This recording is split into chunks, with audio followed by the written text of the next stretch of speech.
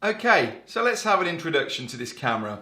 Now, it may well be that when you bought this, it came just like this with no lens attached and your lens is sitting separately. So we'll show you how to put that lens on. The other thing that I have done here is to put the strap on. This will have come in a bag and that just gets fed through these little notches on the top. Take it through and loop it back through as it is on here. And then that becomes a good steady strap to put around your neck so that you're not going to lose the thing. Or even just to loop it around your hand when you're taking a photo, you're going to catch it if it drops. Okay, so let's have a look at an absolute starting point with this. I'm going to take this lens, so this is just a lens cover on the front of here. I can unscrew that and we've then got the business end going on in here. I take my lens. Now what I'm doing, and I'll touch on this a little bit more in a second, is I'm keeping this pointed down. And then what I've got is red and white dots on here, and depending on the lens you've got, it'll either have a white dot on it or a red dot on it. And you're just lining them up and turn it around until it clicks. And now I can hold that and that feels good and tight. Just make sure that it's definitely clicked into place. To release it, I press the button on the side here, and I can twist it back the other way. Line up the white dot and until it clicks. Okay, so here's our little button.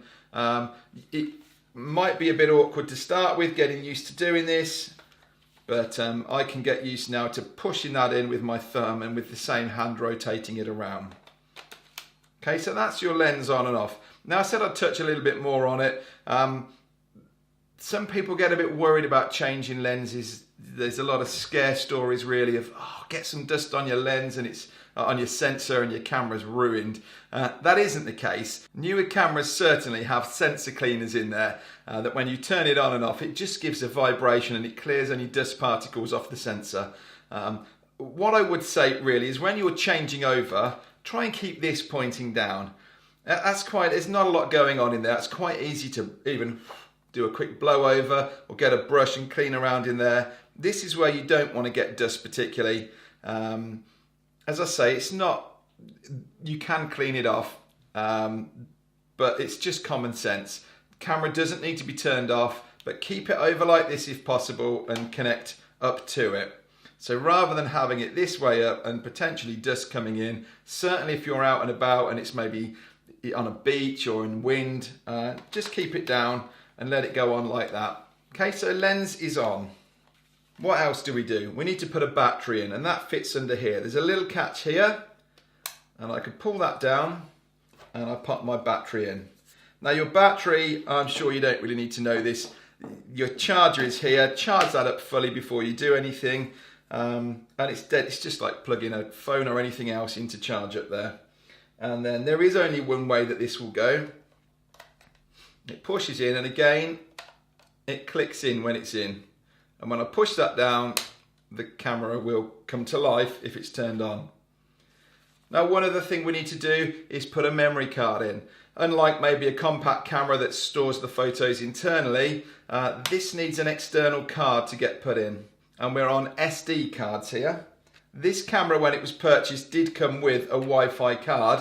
And the owner was just saying to me this morning how amazing that is. It's been fantastic. The idea of the Wi-Fi is that the camera then is able to send a signal, and on your phone you can find this Wi-Fi hotspot and it synchronizes the two, and then photos can be sent from your camera straight into your mobile phone or tablet. And it means that while you're out and about, you can just put photos up instantly onto social media. I was doing it recently at my parents' 50th wedding anniversary, and while I was taking photos around the table, literally 5 minutes later, I'd quickly done a little edit to them and I'd put them up to Facebook and then was showing it around the table, and folk were amazed that we'd been able to do it so quick. So such is the technology. Some of these cameras are coming with Wi-Fi built in now, and I'm guessing actually in another 5 years they'll probably all be that way. But this is our little SD card. Go for a good brand. This is SanDisk Extreme. They're super quality. I would buy off someone like Amazon where you can see ratings and know that you're not getting dodgy cards. eBay sadly has had a reputation I know of a couple of people that have bought knocked off cards that have got a sticker on and look identical, but they're faulty and damaged. I really don't think you can go wrong with Amazon, or of course pop into a local store if you've got one.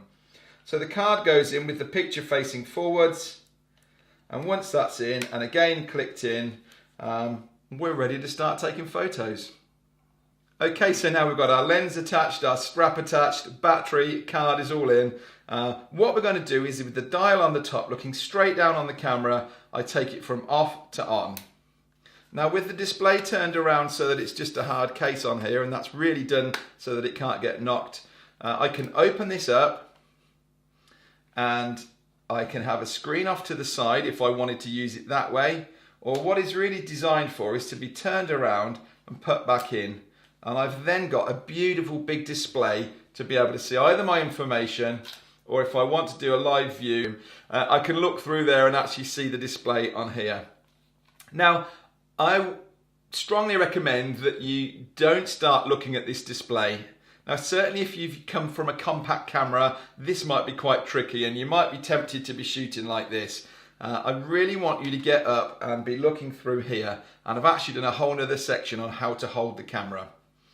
So I've now got a lovely big display on the back of here, and when I touch the button on the front, this display comes to life.